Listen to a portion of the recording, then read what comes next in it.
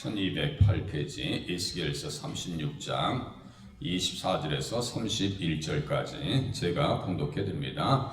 내가 너희를 여러 나라 가운데서 인도하여 내고 여러 민족 가운데서 모아 데리고 고국 땅에 들어가서 맑은 물을 너희에게 뿌려서 너희로 정결하게 하되 곧 너희 모든 더러운 것에서와 모든 우상 숭배에서 너희를 정결하게 할 것이며 또 새 영을 너희 속에 두고 새 마음을 너희에게 주되 너희 육신에서 굳은 마음을 제거하고 부드러운 마음을 줄 것이며 또 내 영을 너희 속에 두어 너희로 내 율례를 행하게 하리니 너희가 내 규례를 지켜 행할지라. 내가 너희 조상들에게 준 땅에서 너희가 거주하면서 내 백성이 되고 나는 너희 하나님이 되리라. 내가 너희를 모든 더러운 데에서 구원하고 곡식이 풍성하게 하여 기근이 너희에게 닥치지 아니하게 할 것이며 또 나무의 열매와 밭의 소산을 풍성하게 하여 너희가 다시는 기근의 욕을 여러 나라에게 당하지 아니하게 하리니 그때 너희가 너희 악한 길과 너희 좋지 못한 행위를 기억하고 너희 모든 죄악과 가증한 일로 말미암아 스스로 믿게 보리라. 아멘.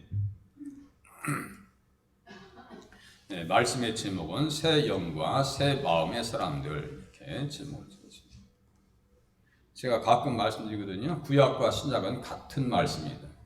구약도 복음이고 신약도 복음이다. 그래서 이 말씀을 가만히 연구해 보니까요, 에베소서 4장에 있는 새 사람, 옛 사람 얘기할 때 지금 새 사람을 얘기하는 거예요. 네. 그래서 가나안 땅에 정착한 이스라엘 백성들이 하나님께서 주신 땅을 선물 받고 정의에서 자유인으로 한때는 행복하게 살았어요. 그 땅은 약속의 땅으로 아브라함의 자손으로 오시는 예수님께서 성탄하실 것이다. 이런 표현들이 잘 우리가 기억해야 됩니다. 그 땅에서 천국을 사모하면서 이스라엘 자손으로 오시는 주님, 그러니까 땅 자손 복이라니까요. 약속의 땅이잖아요. 그 땅에 예수님 오신다니까. 그리고 예수님 자손이잖아요. 이스라엘 자손으로 오시는 예수님. 그리고 복은 뭐예요? 천국을 사모하는. 가나안 땅은 하나님 나라의 그림자입니다. 그러니까 젖과 꿀이 흐르는 땅. 하나님 나라의 그림자라. 그래서 우리가 임종하면 요단강 건너가 만나리. 천국 얘기하는 거예요. 가나안 땅은. 그래서 그 복을 잘 관리하라고, 하나님께서 주신 그 축복의 땅 잘 관리하라고 계명과 율례와 법도와 규례를 하나님께서 주셨습니다. 그러니까 계명과 율법과 복음은 충돌하는 개념이 아니라고 제가 수도 없이 말씀을 드렸습니다. 그러니까 계명은 그릇에 컵과 같고, 믿음은 뭐예요? 그 물과 컵과 물이 같이 있어야지. 물만 어떻게, 아무리 능력이 있는 사람도 물만 이렇게 안에 담아놓을 수가 없어요. 용기가 있어야지. 계명과 율법이 그러한 역할이란 말이에요. 아브라함이 그렇게 살았거든요. 주님께서 말씀하셨고, 천하 만민은 그로 말미암아 복을 받게 될 것이 아니냐. 창세기 18장. 이거 암송구절입니다. 아주 중요한. 천하 만민이 그로 말미암아 복을 받게 될 것이 아니냐. 이 복은 죄 용서, 하나님의 자녀되는 것, 그리고 의롭게 되어지는 것, 영생, 구원, 그리고 천국이란 말이에요. 이 복이 그냥 육신적인 복을 얘기하는 게 아니에요. 가장 근원적인 복을 얘기하는 거예요. 하나님 나라의 복. 그렇게 하면서 내가 그로 그 자식과 건속에게, 아브라함의 자손은 뭐예요? 믿음으로 말미암아 아브라함의 자손 된다고 했어요. 그러니까 우리는 믿음을 가지고 있기 때문에 명하여 여호와의 도를 지켜 의와 공도를 행하게 하리하고, 여호와의 도를 지켜 의와 공도를 행하게 하려고. 이 공도라고 하는 표현이 율법이에요. 그것을 이제 창세기 26장 5절에서는 내 명령과 내 계명과 내 율례와 내 법도, 이렇게 또 좀 더 세분화돼서 말씀하신단 말이에요. 거기에 가장 앞서 있는 것이 제가 십계명이라고 말씀을 드렸어요. 그러니까 십계명은 지금도 살아있는 법이다. 지난주에 가서 제가 임진예배 때 그랬어요. 십계명이 지금 살아있어요? 죽어있어요? 했더니 답들을 말도 못하시더라고요. 십계명 지금 살아있는 법이에요. 반드시 지켜야 됩니다. 그거 안 지키면 안 됩니다.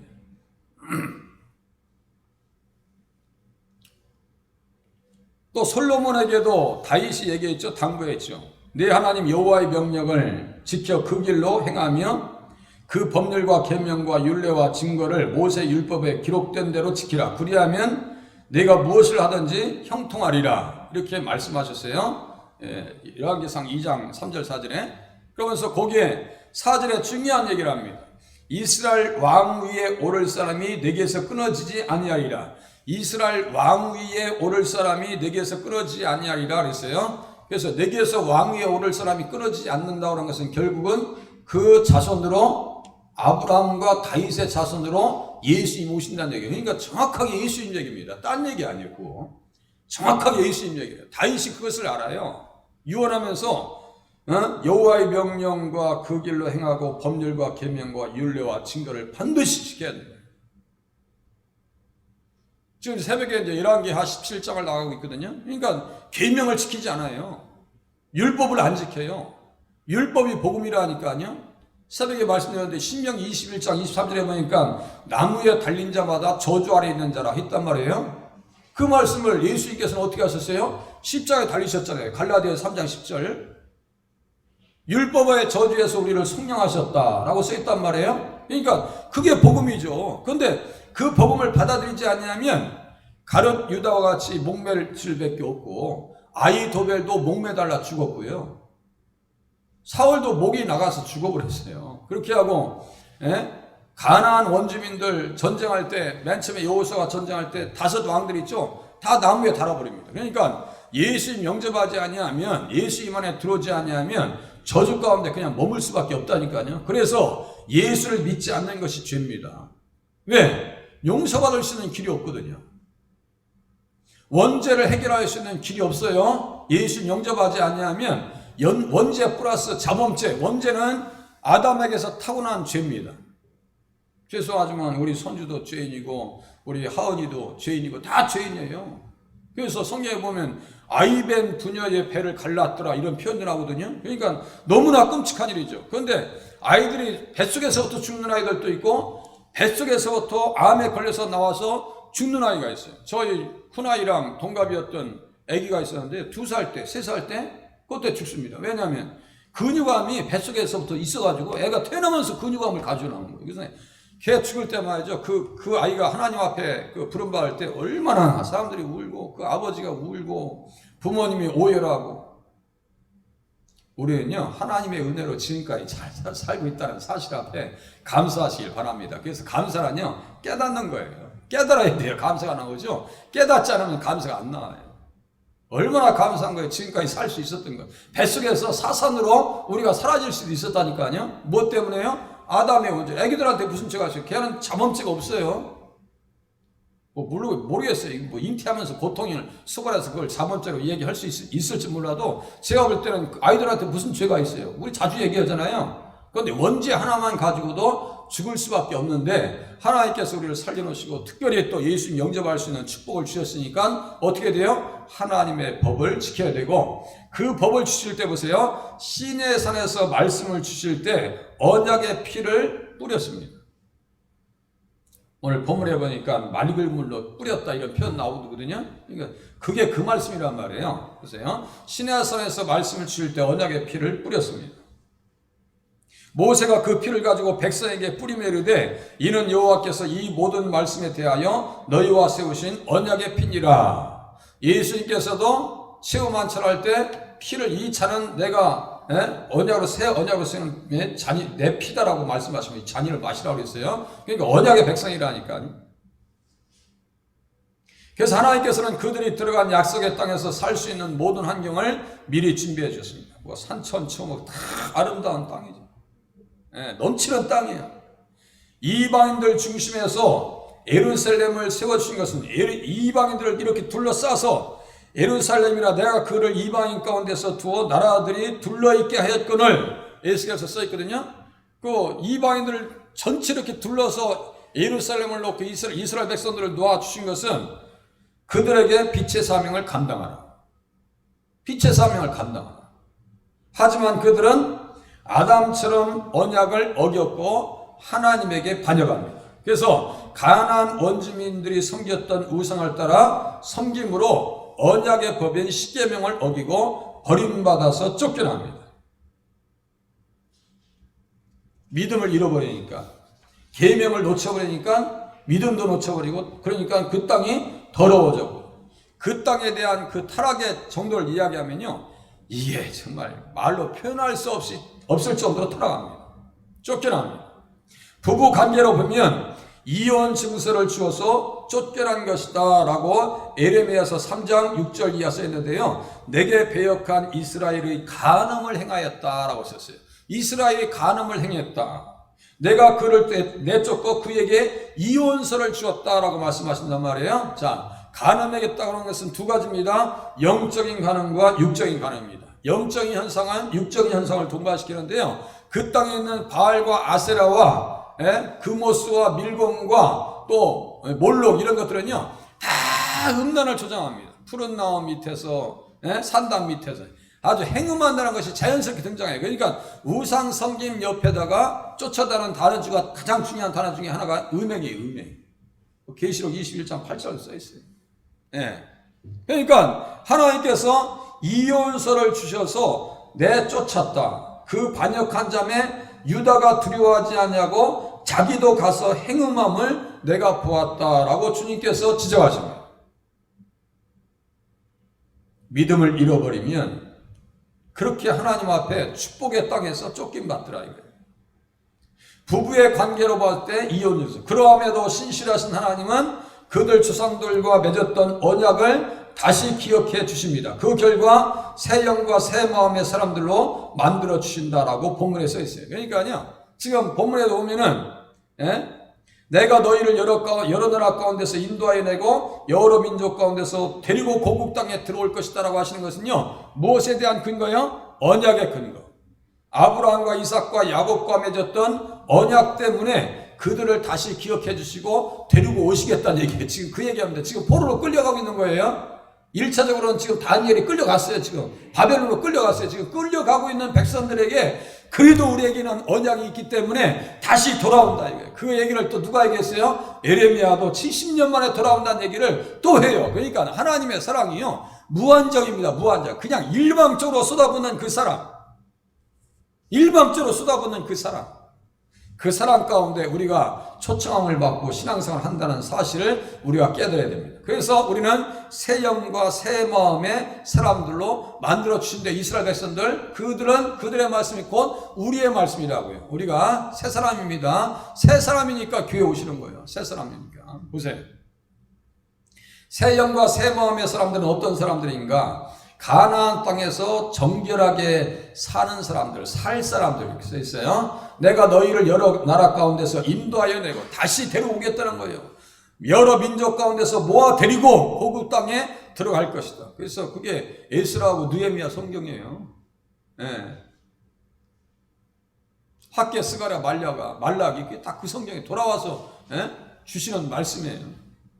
맑은 물을 너희에게 뿌려서 너희로 정결하게 하되 곧 너희 모든 더러운 것에서와 모든 우상 숭배에서 너희를 정결하게 할 것이며 다 씻어주겠대. 지금 그때는 쫓겨났을 때는, 돌아오기 전에는 고린도전서 12장 2절에 보니까 너희가 이방인으로 있을 때에, 또 우리가 전에는 어리석은 자요, 또 보니까 지나간 때에, 보니까 옆에 보니까 좋은 얘기들이 안 나와요. 다 뭐 우상을 숨겼다, 어리석은 사람이다, 행락의 종로로 탄 자다, 방탕과 우상 숭배를 인하여 이방인의 뜻을 따라 행했다. 그때에 쫓겨났을 때, 우리가 세상 중에 있을 때 다 같은 표현입니다. 영적으로 똑같아요. 영적 주소가 같아요. 우리가 이제 교회에 들어온 것은 지금 고국 땅이, 이게 고국 땅이 영적으로 교회입니다. 이게 다시 교회 안에 들어온 거예요. 지금 우리가요. 그렇게 되어 있더라고요. 가만히 보니까 야, 성경을 연구하는 주석자들 이렇게 참가해서 제가 보니까 이렇게 설교하거든요. 그냥 혼자 하는 게 아니에요. 제가 다 확인하고 와서 이렇게 문구를 하나하나 쓰죠. 제가 혼자 그냥 무슨 뭐 특별 계시하는 사람도 아니고 혼자 그냥 가만히 자기 생각으로 쓰는 게 아닙니다. 여기 보면 다 그렇게 연구해서 쓰는 걸 보면요, 대단한 사람들이다.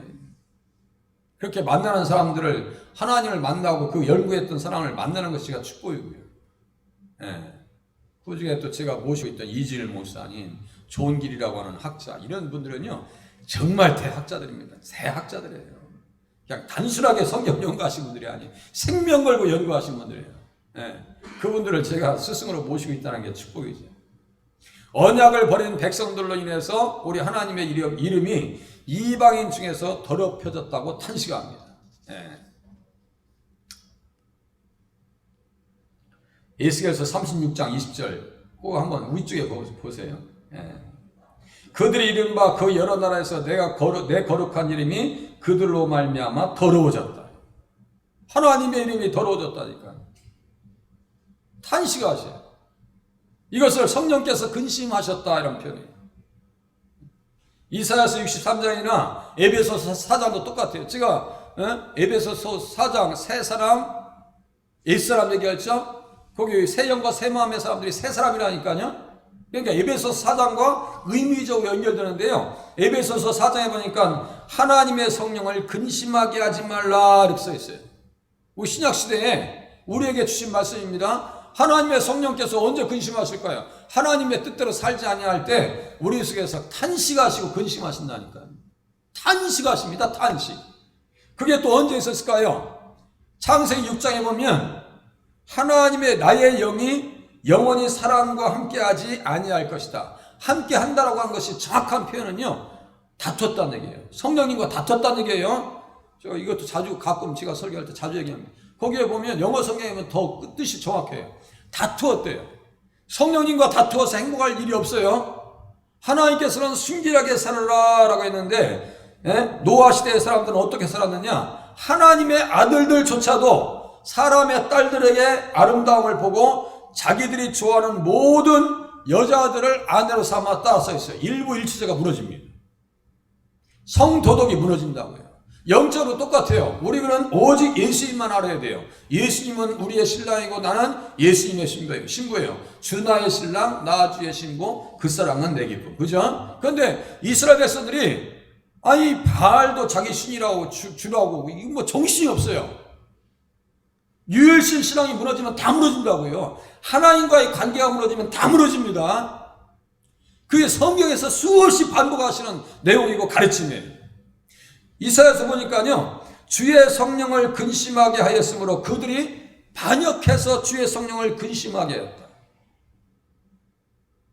그래서 그가 돌이켜 그들의 대적이 되셨다. 신이 그들을 치셨다. 하나님과 원수 맺어서 살 수 있는 길이 없어요.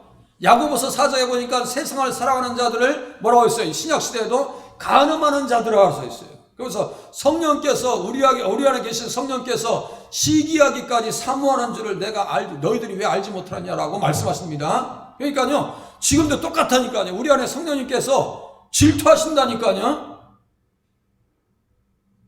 우리 젊은 부부가 지나가는데 누굴 옆에 사람들 곁눈질하면 옆구리를 찌르듯이 똑같은 게 질투하는 거예요. 하나님이 질투하십니다. 우상을 섬기는 것을 아주 안 기뻐하신다고요. 성령의 근심거리예요. 그래서 결국에는 이방인들 중에서 흩어져 삽니다. 그래서 포로 중에서 그것을 뭐라고 그래요? 이스르엘이라고 그래요. 호세아서 1장 4절에. 포로 중에 자비하신 하나님께서 자신의 영광을 위해서 언약의 말씀에 따라서 새 영과 새 마음으로 살아갈 사람들을, 옛적 이스라엘 백성들을 애굽에서 인도해 내신 것과 같이 다시 여러 민족 가운데서 인도해 내시고 그들을 모아 고국 땅으로 데리고 돌아가실 것을 지금 에스겔은 얘기합니다. 그러니까 아직도 뭔 얘기하는 거예요? 예수의 피를 힘입으면, 그죠? 십자가의 복음을 힘입으면 회복이 있다 이거예요. 살 길이 있다는 거예요. 하나님 예수 믿으라는 얘기예요. 지금 예수 잘 믿자는 얘기예요. 이것은 회복의 약속입니다. 다시 가나안 땅에 살 수 있도록 맑은 물을 뿌리어서 정결하게 하시겠다고 하시는데, 여기에서 맑은 물이라고 하는 것은 예수님의 보혈의 피를 말합니다. 예수님 피를 얘기한다니까요. 그래서 레위기 17장 11절, 레위기에서 정체 성경에서 17장 11절의 핵심 구절입니다. 레위기 17장 11절. 그 뭐 제사를 하면서 막 계속 피에 흘린 뭐 제단에 뿌리고 뭐 앞에다 뒤에다 뭐 뿌리고 깃뿌리에 바르고 이런 표현 나오잖아요. 다 예수님의 피를 지금 가리키고 있는 거예요. 여기에서 보니까 레위기 17장 11절에 보니까 육체의 생명은 피에 있음이라 내가 이 피를 너희에게 주어 제단에 뿌려 너희 생명을 위하여 속죄하게 하였나니 생명이 피에 있으므로 피가 죄를 속하느니라. 피가 죄를 속하느니라.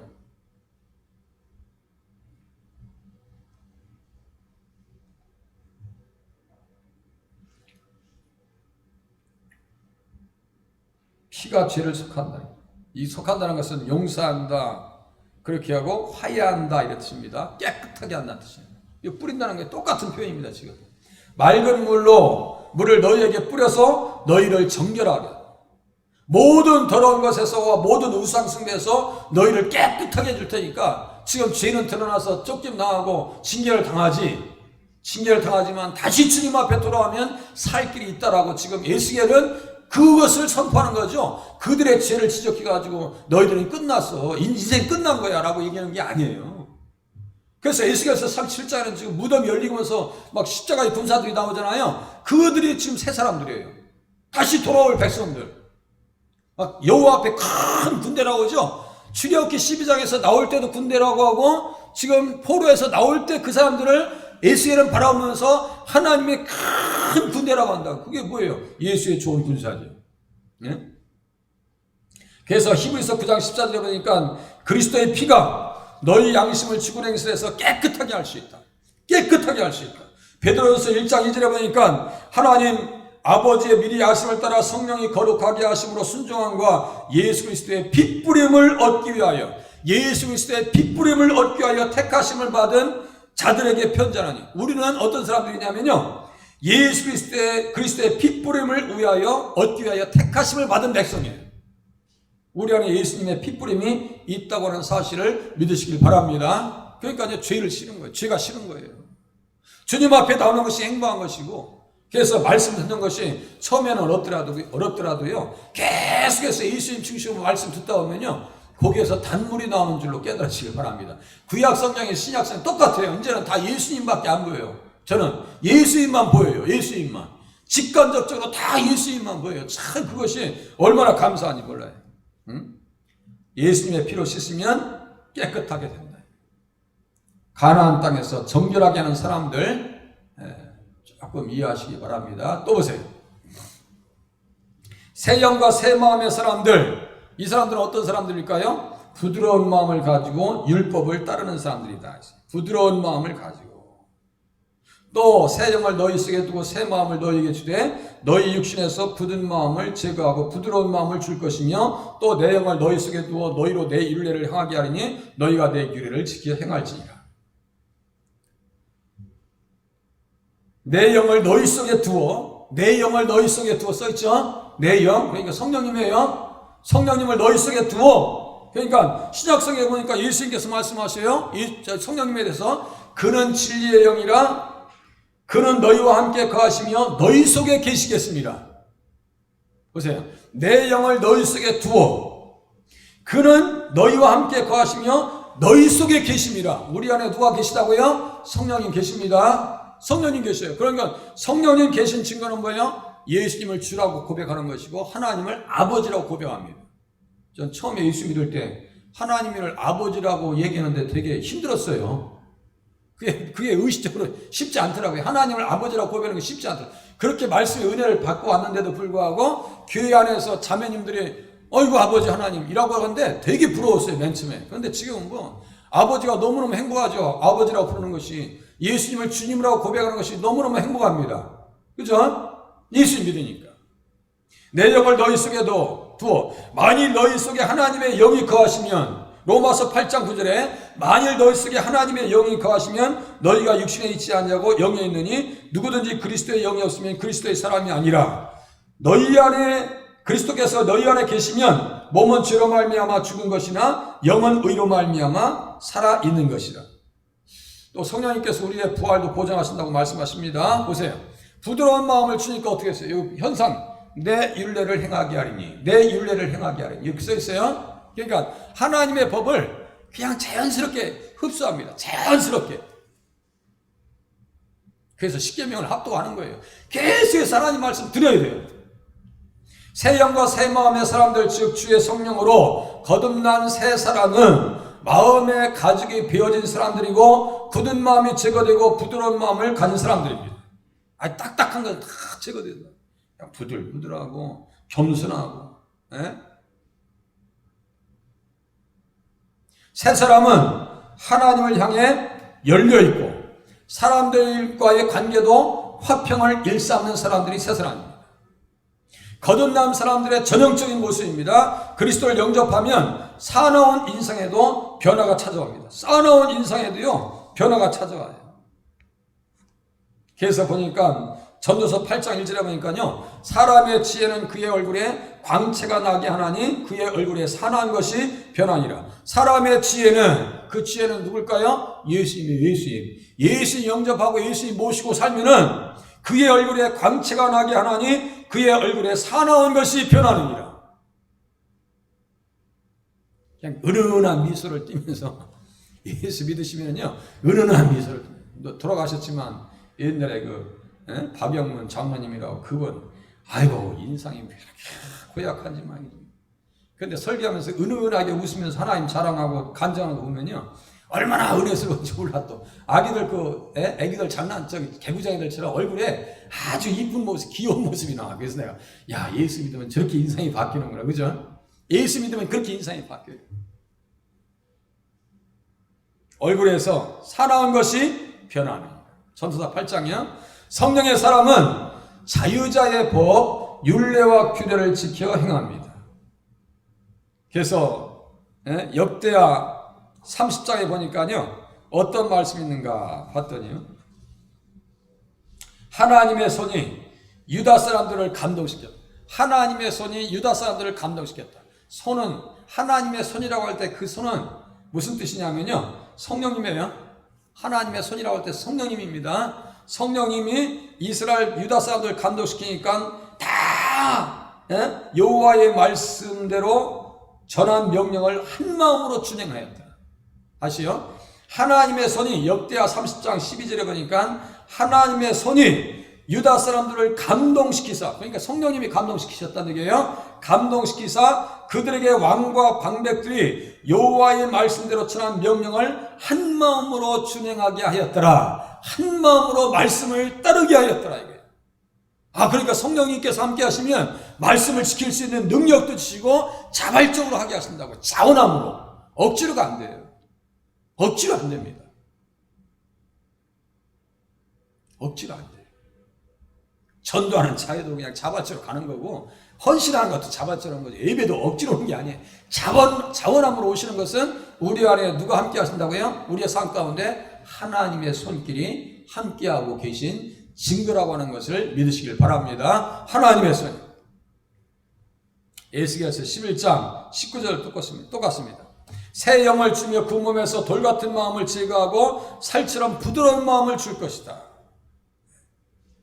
37장 14절에 보니까 내 영을 너희 속에 두어 너희가 살아나게 하고 내가 또 너희를 너희 고국 땅에 두리니 나 여호와가 이 일을 말하고 이런 줄을 너희가 알기라.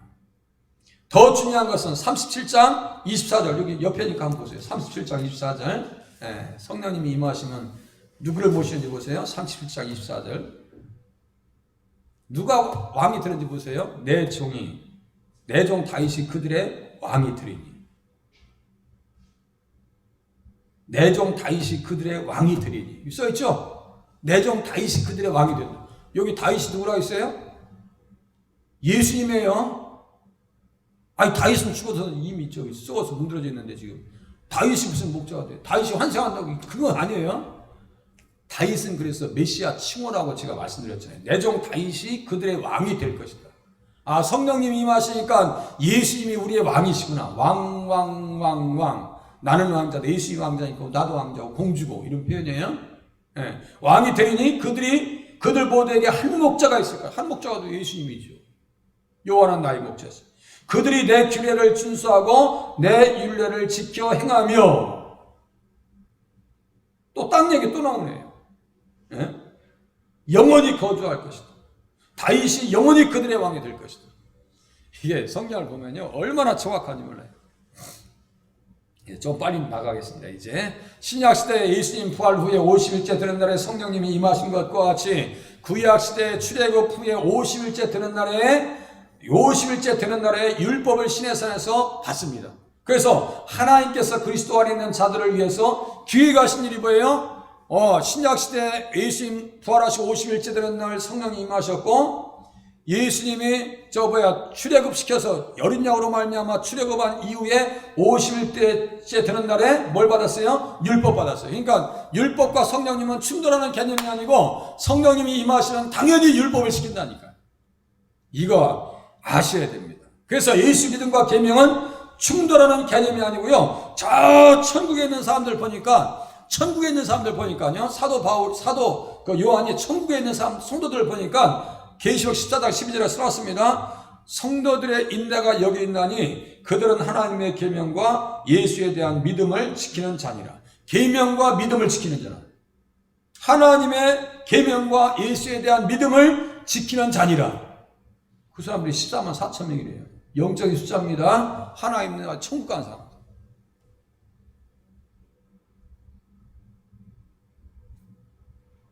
그래서 나는 그들의 하나님이 되고 그들은 내 백성이 될 것이다. 이 언약의 공식입니다. 이게 언약의 공식이에요. 네. 자 보세요. 새 영과 새 마음의 사람들, 어떤 사람? 이제 언약 공식, 주의 백성이 되고 하나님만을 섬기는 사람. 보세요. 내가 너희 조상들에게 준 땅에서 너희가 거주하면서 내 백성이 되고 나는 너희 하나님이 되리라. 써 있어요. 이 부분을 쫓아가면요, 언약이라고 하는 말씀 옆에 요 28절의 말씀의 내용이 아주 자주 등장합니다. 이게 그래서 언약 공식이다. 예수님 안에 들어오면 보세요. 너희가 내 백성이 되고 내가 하나님의 백성이 되고 하나님은 나는 너희 하나님이 되라. 하나님이 나의 하나님이다. 그 관계예요. 언약 백성이라는 얘기예요. 내가 너희를 모든 더러운 데에서 구원하고 곡식이 풍성하게 하여 기근이 너희에게 닥치지 아니하게 할 것이며 또 나무의 열매와 밭의 소산을 풍성하게 하여 너희가 다시는 기근의 욕을 여러 나라에게 당하지 아니하게 하리니. 언약에 따라서 새 영과 새 마음으로 거듭나게 되면 사람들이 조상들에게 준 가나안에 거주하면서 그들은 내 백성이 되고 나는 그들의 하나님이 되리라고 하십니다. 이것은 희망 고문을 얘기하는 게 아니에요. 지금 고통받고 노예로 끌려가고 있으니까 희망이라고 하는 것은 근거가 없어요. 근거가 없어. 희망 고문이라고 우리 세상에서 얘기하면 코로나 시대 희망 고문시킨다는 표현을 시사적으로 이제 그게 시사 용어가 되어버렸어요. 한 주 조금만 지나면 풀어진다. 그것도 맨날 다 거짓말이야. 갈수록 숫자가 더 늘어나요. 어떻게 될지 모르겠어요. 어떻게 될지. 이건 희망 고문이 아닙니다. 전에는 불결과 더러움의 영의 지배를 당하여 하나님의 백성이 아니었기에 로암이라는 것은 내 백성이 아니라는 뜻이에요. 버림받은 자들이 되었지만 이제는 하나님의 백성으로 거듭났기에 하나님의 백성이라는 얘기예요. 부름받게 되었다는 것입니다. 그래서 호세아서 1장 9절에 보면 한 우두머리를 세워서 주님께서 이끌어내시겠다라고 써있어요. 호세아서. 이에 유다 자손과 이스라엘 자손이 함께 모여 한 우두머리를 세우고, 호세아는요 여로보암 2세가 여로보암 왕이 통치할 때요 잘 살 때는 잘 살때 착각했습니다. 자기들이 착각했어요. 나는 실로 부자라 나에게 부족함이 없다. 그 표현 아시죠? 호세아서 보면요, 세상에 그런 타락이 없어요. 그런데도 불구하고 로암이 너희도 내 백성이 아니야. 로루아마 너희들에게 궁유를 베풀 이유가 없어요. 이스라엘 너 다 땅으로 그냥 다 쫓겨날 거야. 이제 노예로 끌려간다. 그렇게 하면서도요 살 길을 열어놓으십니다. 하나님께서 살 길이 열어놓으시는데 그게 뭐냐면요 복음입니다. 복음은 예수님에 대한 이야기예요. 예수님에 대한 이야기인데 호세아서 1장 11절에 보니까 유다 자손과 이스라엘 자손이 함께 모여 한 우두머리를 세우고 그 땅에서부터 올라올 것이다. 세상에. 그 땅에서 다시 올라올 거야. 호세아도 그렇고 에스겔도 그렇고 예레미야도 그렇고 다 이 사람들 알아요. 다시 가나안 땅에 돌아올 것을 압니다. 이사야는 더 정확하게 합니다. 예? 이사야서 45장 1절에 고레스 왕이 154년 전에 고레스 왕이 고레스라고 하는 사람이 난 있지도 않아요. 그런데 154년 전에 애우기도 쉬워. 154잖아요. 그러니까 이사야서 45장 1절 거꾸로 하면 돼요. 이사야서 45장 1절에 고레스의 출현을 이사야가 얘기합니다. 그러니까 이 사람은 보통 사람들이 아니에요. 역사의 끝을 보고 다 봅니다. 다니엘도 똑같아요. 역사의 끝을 다 봐요. 그러니까요, 시대와 타협하지 않아요. 그러니까 그 다니엘이 만났던 하나님, 에스겔이 증거하고 있는 예수님, 우리가 똑같이 만나지 않냐면 이 어두운 시대에 어떻게 신앙생활을 하겠어요? 신앙생활 못합니다. 제발 그 선지자들이 만났던 예수님을 우리들도 만나야 돼요. 우리 자녀들도 만나야 됩니다. 그 시대를 다 보면서 다 무너졌어도요, 솟아날 구멍이 있다는 것을 알아요. 솟아날 때가 어딘지를 알아요. 그래, 예수님을 쫓아가면 살 수 있어요. 이거 한 우두머리가 예수님 얘기하는 거예요. 정확하게 예수님 얘기합니다. 에스겔서 34장도 똑같아요. 그는 내 종이라 그가 그들을 먹이고 그들의 목자가 될 것이라. 에스겔서 34장 여기 옆에 펴보세요. 34장 이렇게 옆에 펴보세요. 34장. 네.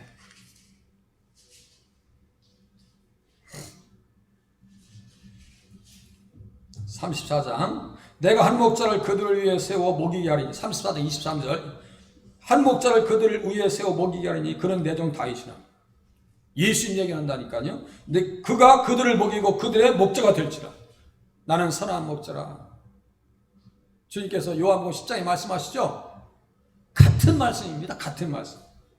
그리고 보니까 나 여호와는 그들의 하나님이 되고 24절 써있죠. 25절에 보면 화평의 언약도 써있죠. 언약 옆에 그들의 하나님이고 나는 그들의 하나님이 너희들은 나의 백성이 될 것이다. 이 언약이라니 공식이라니까요. 그렇게 하면은 어떤 역사가 나타나요? 26절 보세요. 내가 그들에게 복을 내리고 내 산 사방에 복을 내리며 때를 따라서 소낙비를 내리되 복된 소낙비를 내리라. 그렇게 하니까 여기 보세요. 30절 여기 또 나무의 열매와 밭의 소산을 풍성하게 하여. 예수 안에 들어오면 나라도 잘 살고 국가도 잘 살고 개인도 잘 살고. 언제 우리가 아파트에서 이렇게 행복하게 살아본 적 있어요?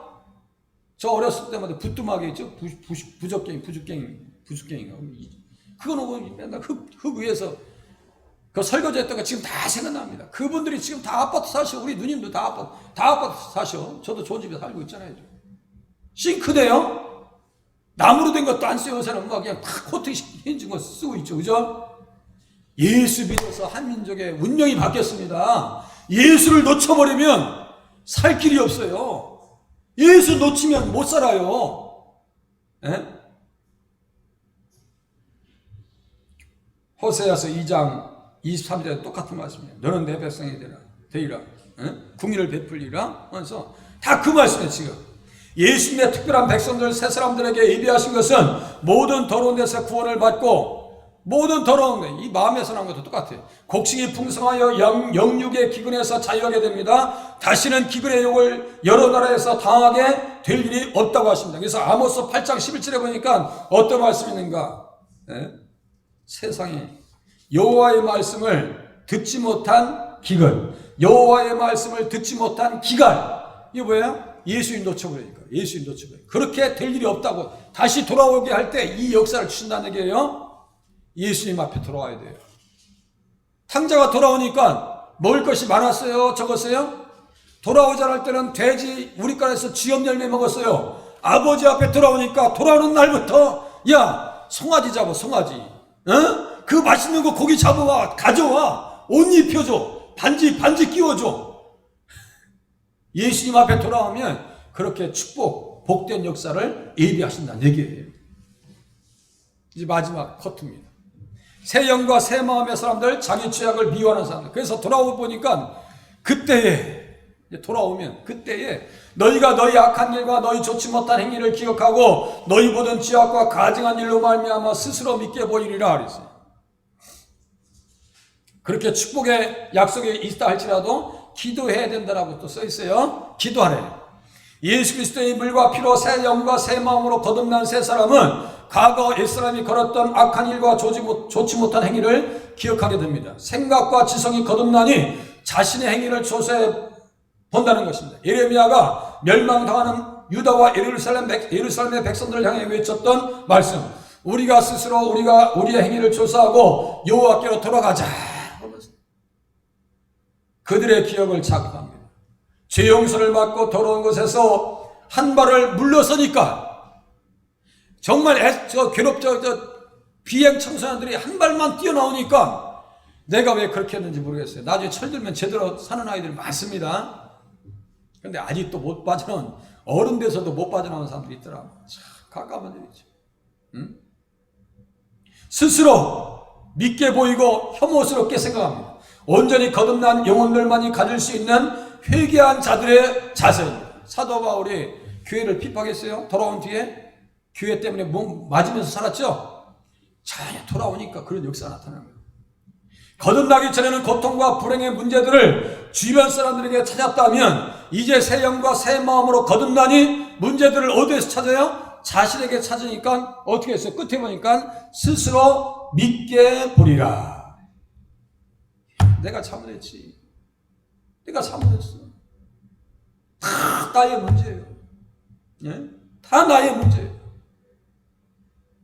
다 나의 죄이고 다 내가 거듭나지 못한 못난 문제로 돌리게 된 것입니다. 그래서 사무엘하 18절에 보니까 어떤 사람의 눈물이 생각나냐면요, 다윗의 눈물이 생각나요. 내 아들 압살롬아.